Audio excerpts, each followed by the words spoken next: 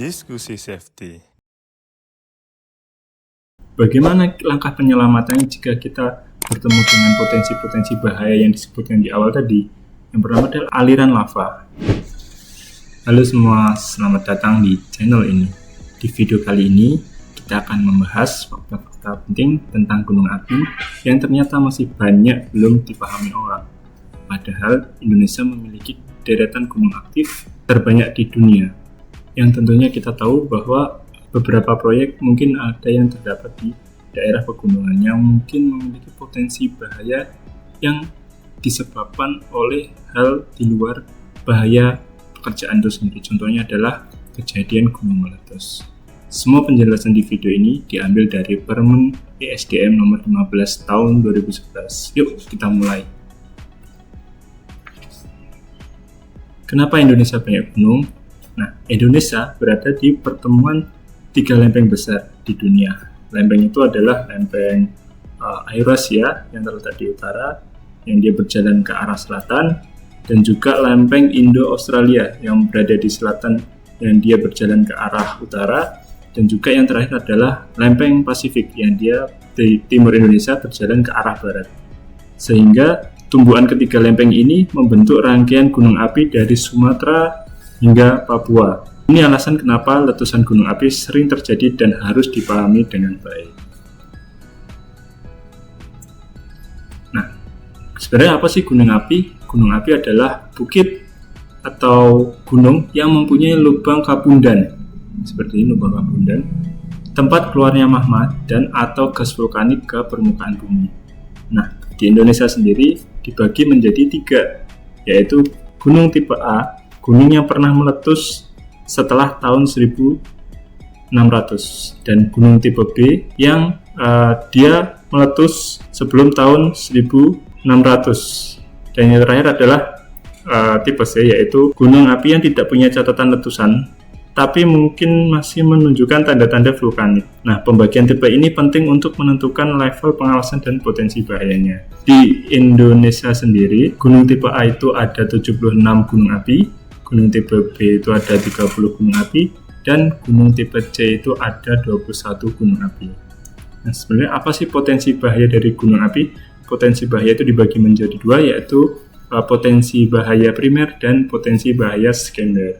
Nah, sedangkan potensi bahaya primer itu ada 6 menurut Permen ESDM nomor 15 tahun 2011, yaitu yang pertama adalah aliran lavanya yang memiliki suhu sangat tinggi, dan juga aliran piroklastik atau debu-debu vulkanik, ya, awan-awan vulkanik, jatuhan piroklastik atau material-material vulkanik yang terbang, dan juga hujan piroklastik ataupun debu-debu yang jatuh yang butiran halus, dan juga ada gas beracunnya. Dan yang terakhir adalah lahar letusan. Itu merupakan potensi bahaya primer yang akan berpengaruh ke area kerja juga, seperti itu. Dan yang kedua adalah potensi bahaya sekunder. Nah, menurut Permen ESDM nomor 15 tahun 2011, bahaya sekunder itu ada 2, yaitu bahaya lahar dingin dan juga bahaya longsoran gunung api. Bahaya ini bisa muncul bahkan berbulan-bulan setelah erupsi, khususnya saat musim hujan.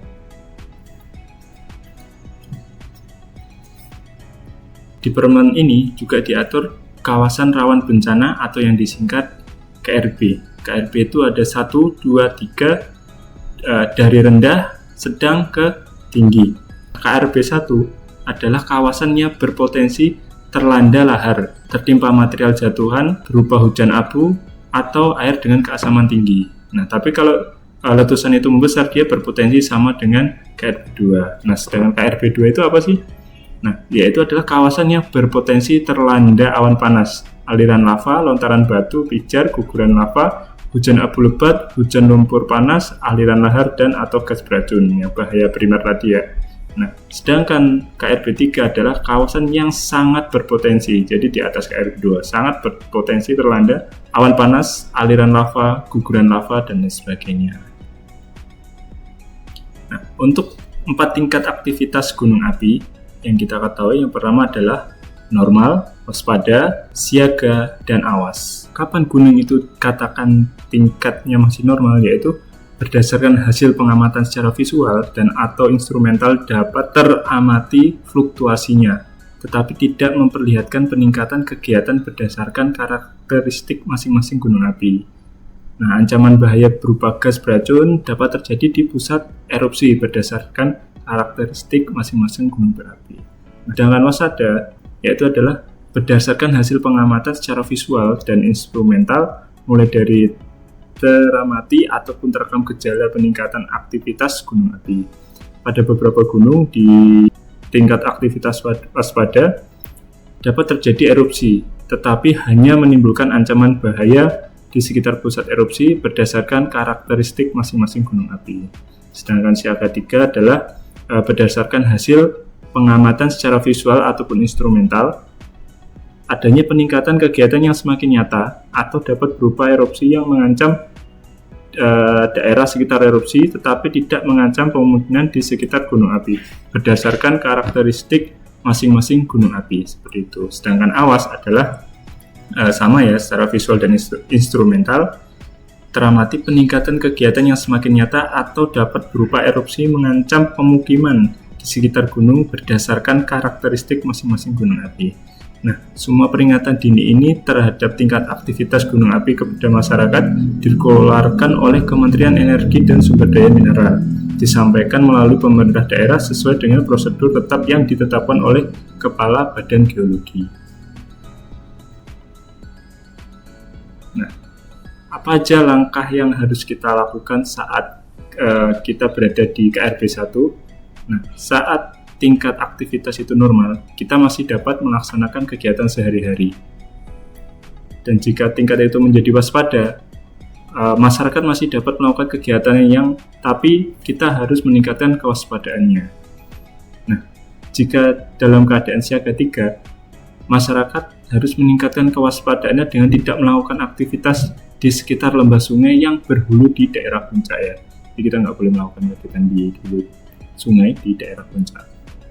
Nah, sedangkan kalau menjadi awas, masyarakat harus segera mengungsi berdasarkan perintah dari pemerintah daerah setempat sesuai rekomendasi teknik dari Kementerian Energi dan Sumber Daya Mineral.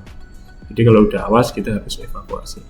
Nah, bagaimana dengan teman-teman yang ada di KRB 2? Nah, untuk tingkat aktivitas normal, masyarakat atau pekerja dapat melakukan kegiatan sehari-hari. Untuk waspada, masyarakat masih dapat melakukan juga sama KRB 1 ya kegiatannya dengan meningkatkan kewaspadaannya terhadap ancaman bahaya yang di awal tadi, primer dan sekunder. Nah, siaga, masyarakat mulai menyiapkan diri untuk mengungsi sambil menunggu perintah dari pemerintah daerah sesuai rekomendasi teknis dari Kementerian Energi dan Sumber Daya Mineral atau ESDM. Jadi kita udah siap-siap menyiapkan barang ataupun tas darurat untuk melakukan evakuasi. Nah, kalau awas berarti masyarakat harus segera mengungsi berdasarkan perintah dari pemerintah daerah dan rekomendasi dari ESDM. Bagaimana dengan KRB 3 ya, yang tingkat yang paling bahaya? Jika keadaan normal, masyarakat dapat melakukan kegiatan sehari-hari dengan tetap mematuhi ketentuan peraturan daerah pemerintah setempat sesuai dengan rekomendasi teknis ESDM. Tetap bisa melakukan kegiatan sehari-hari. Nah, kalau waspada, berarti masyarakat di KRB 3 direkomendasikan tidak melakukan aktivitas di sekitar kawah. Kalau siaga, berarti masyarakat tidak diperbolehkan melakukan aktivitas dan mulai menyiapkan diri untuk mengungsi. Dan sama, untuk awas, masyarakat tidak diperbolehkan melakukan aktivitas dan segera harus mengungsi. Seperti itu. Nah, bagaimana langkah penyelamatannya jika kita bertemu dengan potensi-potensi bahaya yang disebutkan di awal tadi? Yang pertama adalah aliran lava. Jadi pekerja ataupun masyarakat harus menjauhkan diri dari kawasan rawan bencana aliran lava terutama di lembah sungai. Jadi tolong hindari area lembah sungai. Yang kedua adalah dari debu awan panas.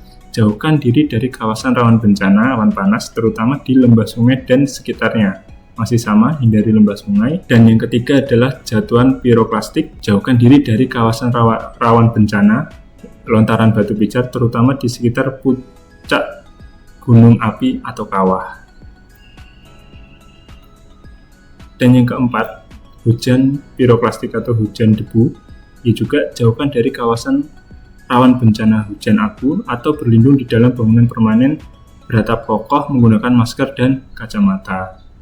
Untuk bahaya beracun juga kita harus jauhkan dari kawasan rawan bencana gas beracun, terutama di bagian lembah, celah, cekungan pada saat cuaca mendung, hujan berkabut, serta tidak ada angin dengan menggunakan masker gas atau kain menutup hidung yang dibasahi air dan segera menjauhi dari lokasi tersebut untuk pengendalian gas beracun. Nah, bagaimana dengan lahar letusan? Yaitu jauhkan diri dari kawasan rawan bencana aliran lahar letusan, terutama di lembah sungai yang berhulu di daerah kawah. Mungkin itulah fakta-fakta penting tentang gunung api yang wajib kamu ketahui sebagai pekerja ataupun warga negara yang tinggal di ataupun bekerja di Ring of Fire gunung berapi. Semoga video ini bermanfaat dan menambah wawasan Bapak Ibu.